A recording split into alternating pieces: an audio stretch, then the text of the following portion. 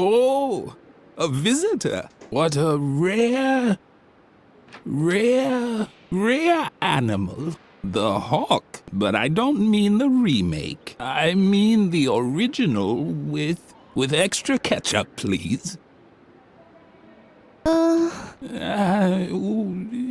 rude of me. I forgot to tell you how it used to be. When the pyramids were built, I was the chief flogger on the north side. Yes, in my life I've unified.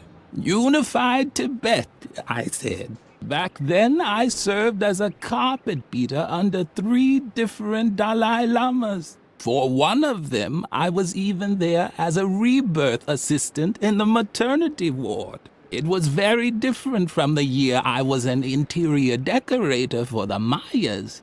Build a mythical sliding puzzle here, hide a few artifacts in dark alcoves over there. Oh, yes. I was building secret crypts when you were still in the indie band Inquisition Overload. But it flopped, unfortunately. The time wasn't right for that kind of music. Plus, our drummer had the plague. I got old. So old that all I'm good for now is as an exhibition piece for history class.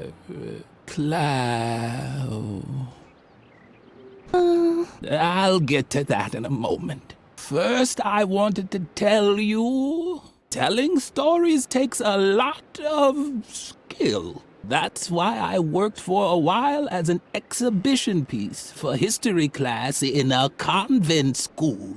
I just had to tell stories about my adventures once a week. For example, how I used to excavate secret crypts with the Templars below the school chapel. Or about my time as a lighting assistant for the moon landing.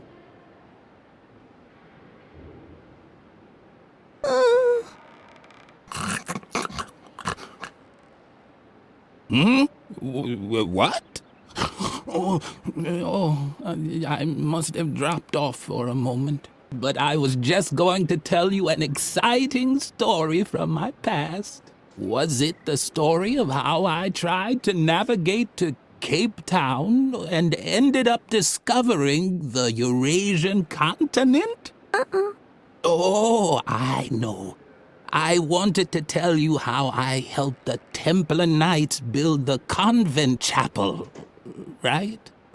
I was particularly happy because I had eaten a banana.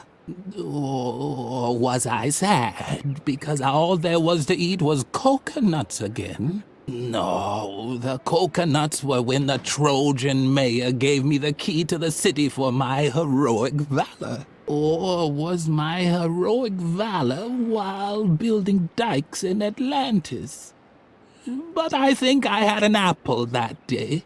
Wasn't I a little more sleepy in Atlantis? And angry while building the chapel? Oh, what poppycock. I'm getting everything mixed up. Fortunately, I created a memory aid just for this anecdote, so that I'd remember the location of the secret crypts below the convent chapel. Uh-oh, someone tidied up the shelf. That's where the objects for my 3 E's should be. Emotion, engagement, and eating. Now I can't make a fool of myself.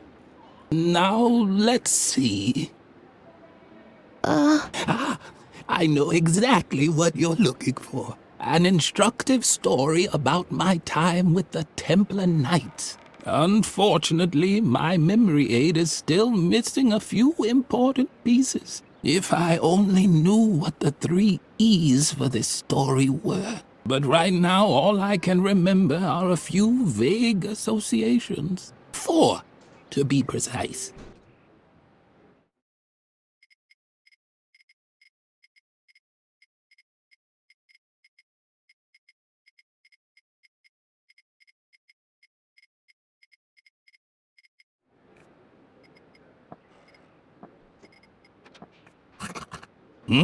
What? Do we know each other? Uh-huh.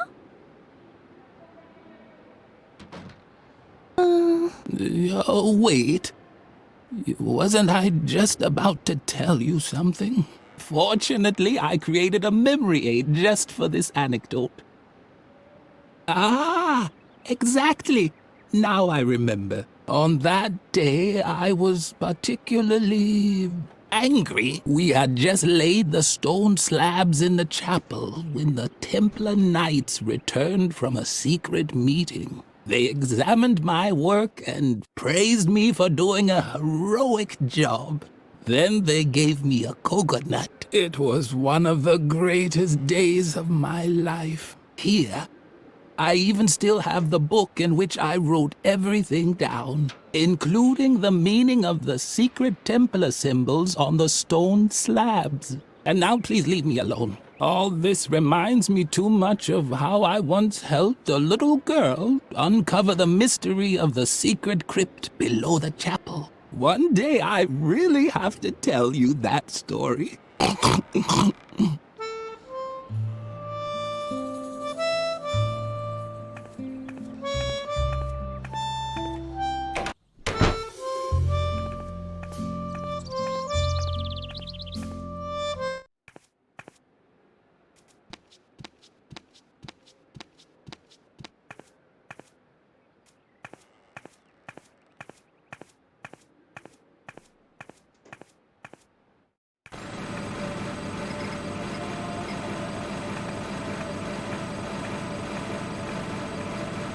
What's the matter now? My goodness!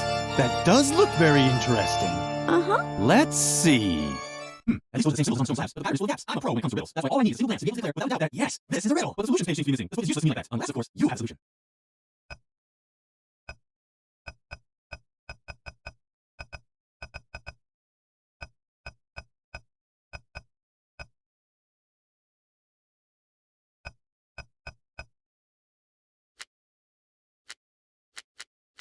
Yes, that has to be it. I have solved the mystery. Thanks for holding the book all this time. You're blocking the way, may I? As soon as Frank stopped drilling, Lily was finally able to draw Garrett out of his shell. Lily crouched inside the confession booth and waited. All was quiet in the chapel, except for Frank, who could barely contain his excitement. Wow! If these bones aren't evidence of a church conspiracy, I'll eat Tom Hanks's double chin. And what's that? Hey, this just keeps going. Let me just drill through this stone slab and... But that's a sword! A real Templar sword? It's incredible! Man, it sure is wedged in tightly. I hope that isn't a load-bearing strut beam. The impact echoed through the entire church. Lily was tempted to look, but then she heard approaching steps.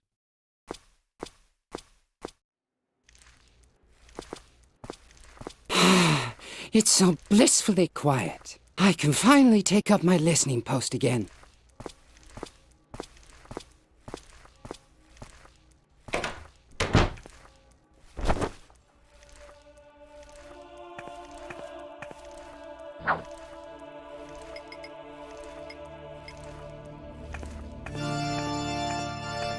Hey, what's going on? Is that you, Lily? Do you think that's funny? Let me out, now! Lily felt uncomfortable about it. Locking someone into a confession booth was probably not appropriate for a well-behaved girl.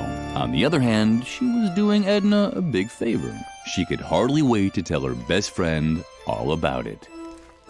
So, Garrett is out of the picture. Very good. But I'm still in danger. Before I can leave the convent, you have to help me cover my tracks. The doctor can't find out that I was ever here. Could you do that for me? Uh-huh. Great. Let's see.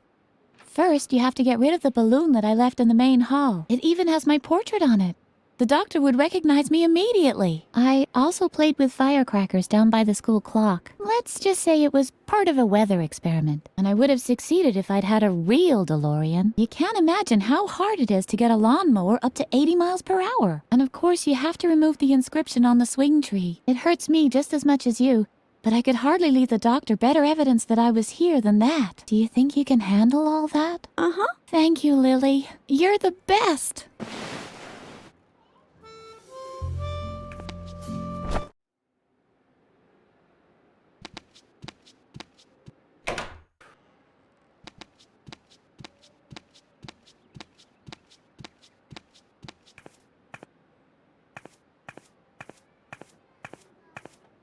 You...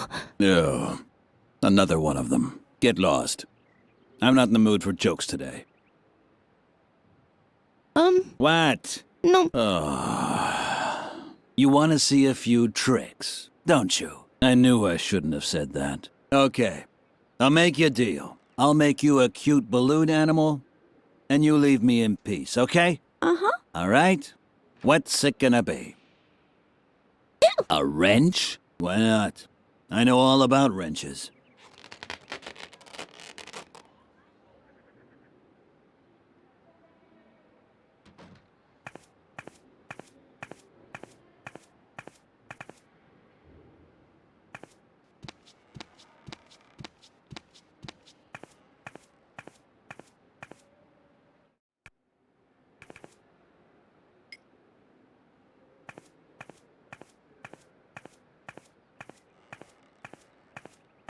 What Lily now did was actually void of all logic, and she could already hear uproar of the online reviewer, but she did it anyway.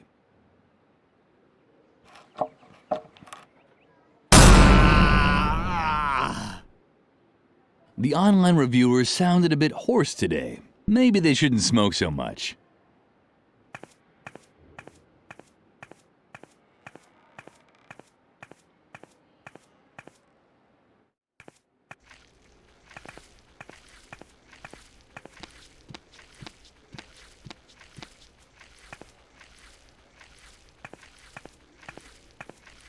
Done. Now only 2 pieces of evidence were left to completely erase Edna's tracks. The clown had just left his cigarettes here. He must have been in a great hurry.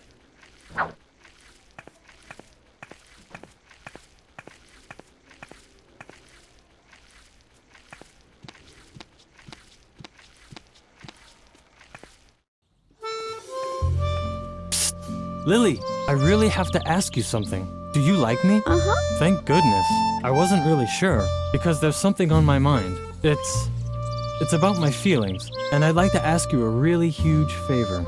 Would you do something for me? Uh-huh. Really? Wow, I'm so excited. Okay, calm down, Capu. So, would you give this letter to Shy? Uh-huh. I really have to meet her. So, could you just give her the letter? Man, that's so cool of you. You're really the best, Lily.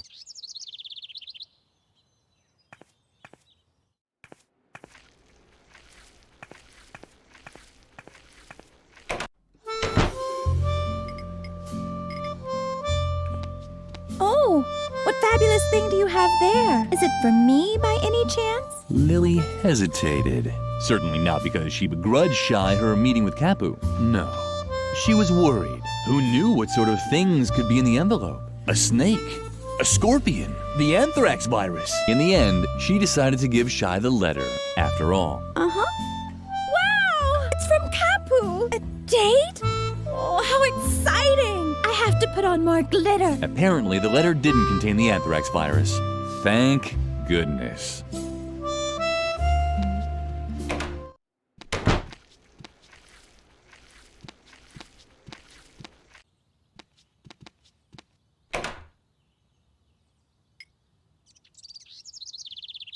The sword may not have reached the firecrackers or the rope, but it fit perfectly into the mesh of the clock hands. So perfectly that it got stuck in there. Now what was Lily to do? Wait until the gargoyle dropped down of its own accord? She didn't have that much time.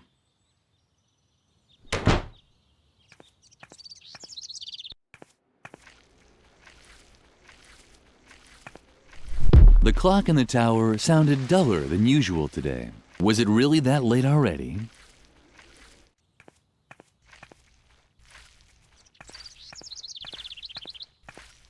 Done. Now, only one piece of evidence was left to completely erase Edna's tracks.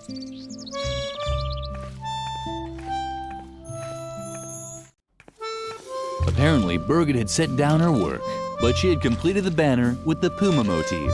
Too bad that Lily couldn't congratulate her on the good job she'd done anymore.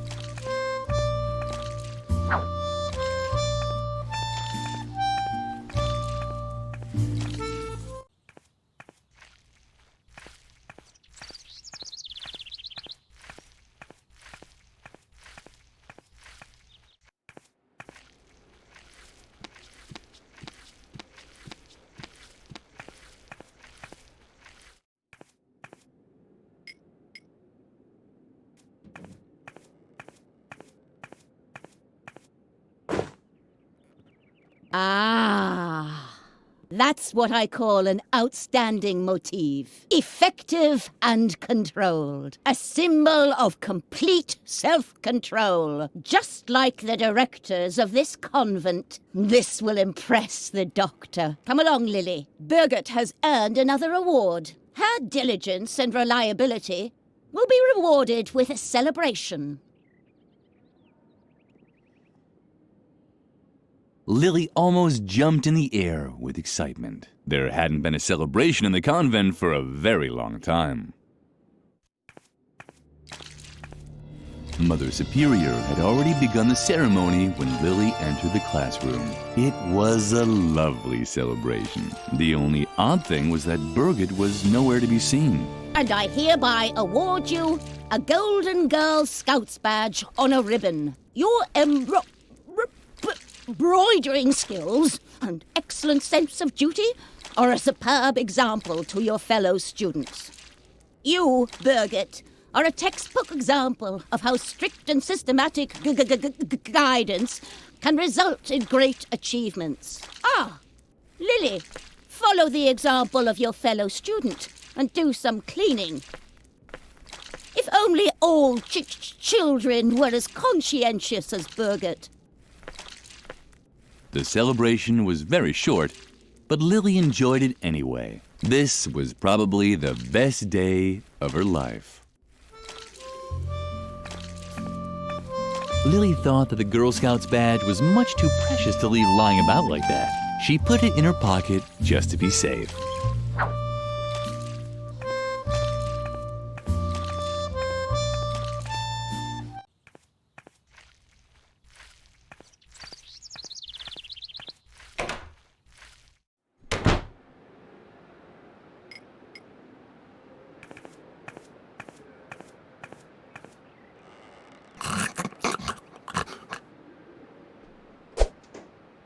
But that's the Golden Girl Scouts badge on a ribbon. I had no idea I was talking to a genuine scout. I was a Boy Scout once, you know. Ha! Well, knock me over with my things over there. They're lying in that chest, you know. Because among scouts there's no such thing as ownership and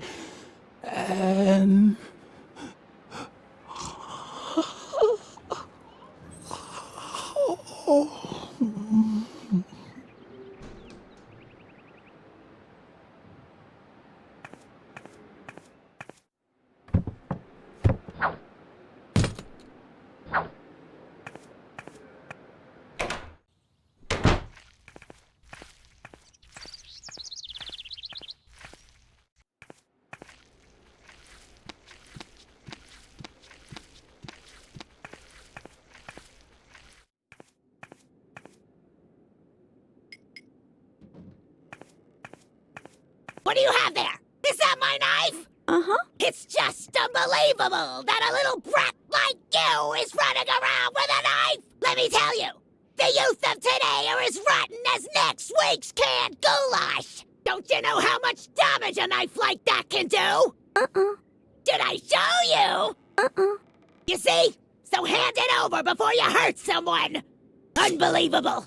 A little girl with a knife. So irresponsible. Here, take this chainsaw instead. Now that I have my knife back, I won't need it anymore.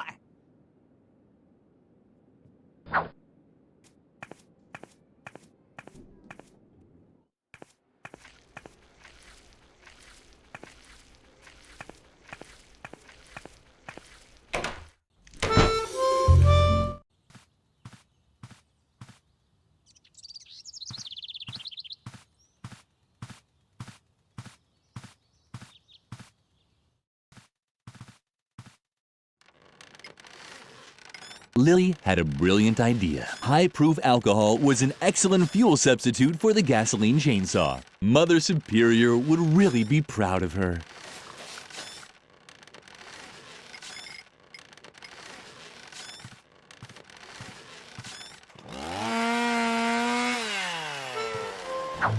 Done.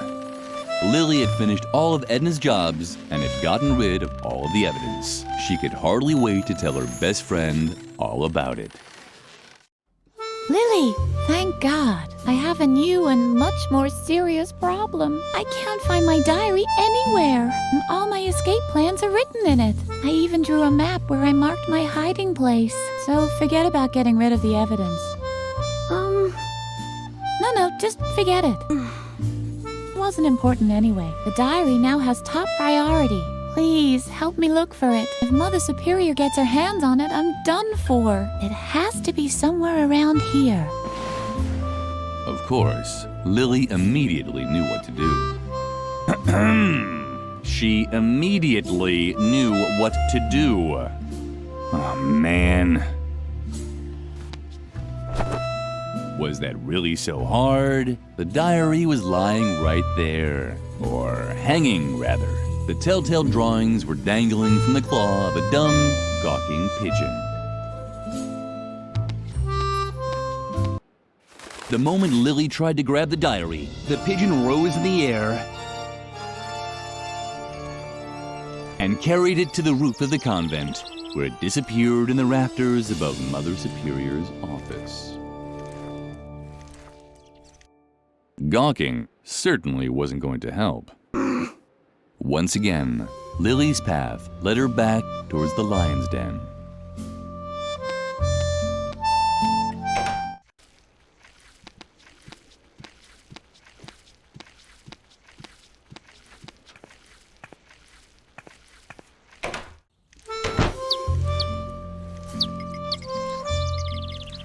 Hooray! The marbles were the perfect ammunition for the musket.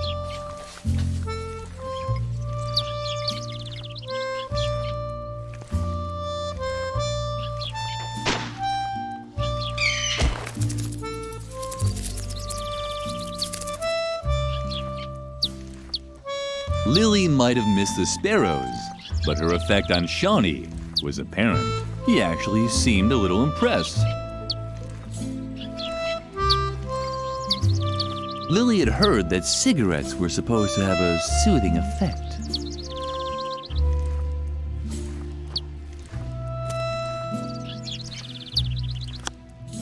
Hooray!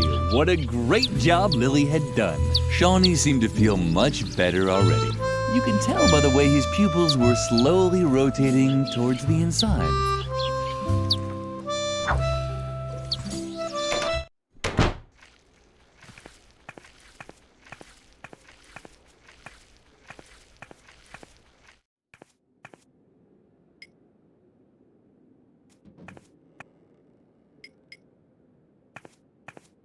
Oh, you have the recipe?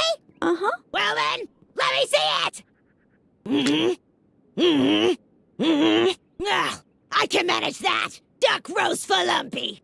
Good choice! All I need is the canned food for Mother Superior's meal from the cellar. But I can't start cooking again anyway! As long as the stove isn't working, Mother Superior will have to wait for the cat food!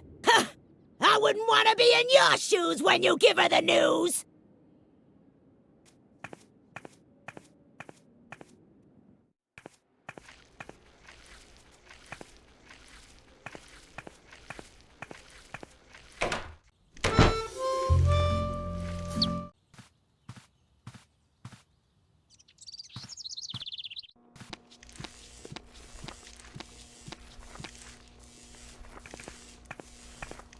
This had to be the canned food Doris was talking about. Lily selected pigeon flavor.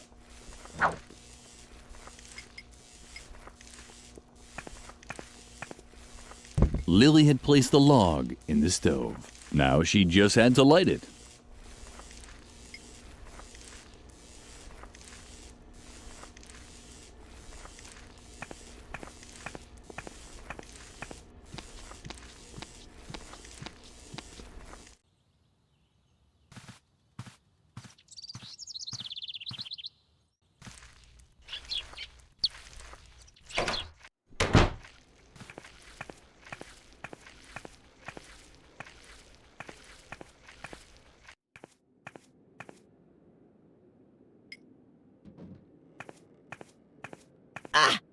You found the canned food! Uh-huh. Very good. I guess that means I can start cooking the meal now. I'll put the roast for the cat in the dumbwaiter right away. But I won't be able to fit anything else in there. I can't send Mother Superior's food up until you put the empty plate back in the dumbwaiter. Got it? Uh-huh. Yeah, let's just hope so.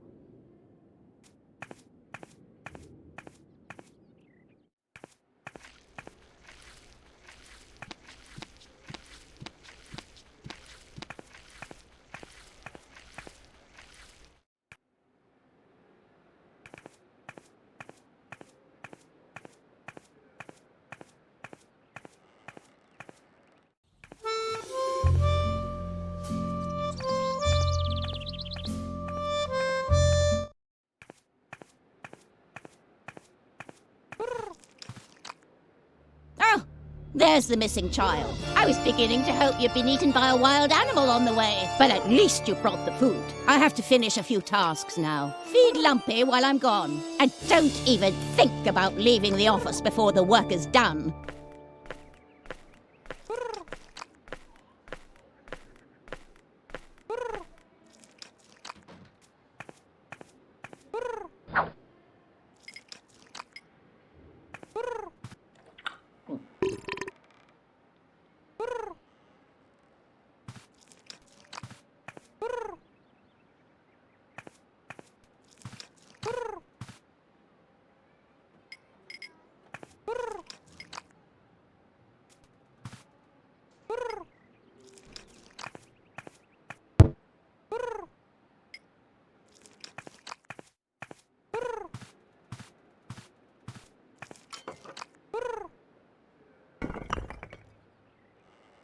Cat food with pigeon flavoring. The cafeteria never served anything this delicious.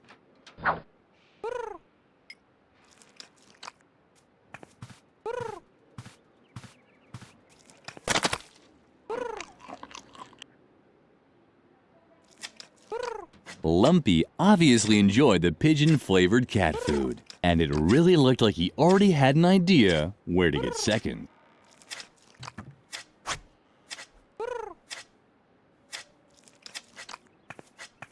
Oh, that's what Lumpy had smelled.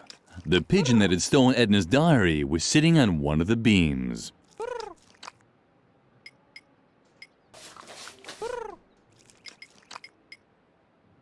It was a tricky plan, but Lily was running out of options.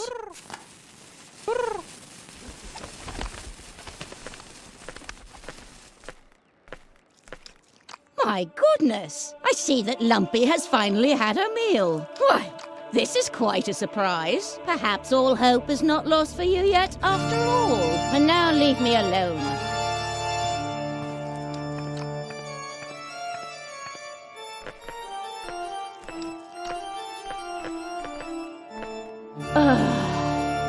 Maybe I was too strict with the girl and her fellow students. They're only children after all. Was I too hasty, Lord? Should I stop Dr. Marcel from coming before he tries his new method on the children? Please, give me a sign. What's that?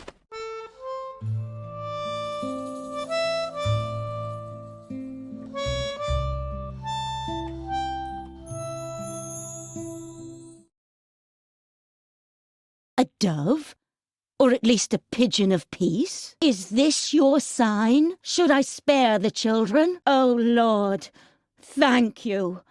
What? Those damn children! That's it! I finally reached my limit!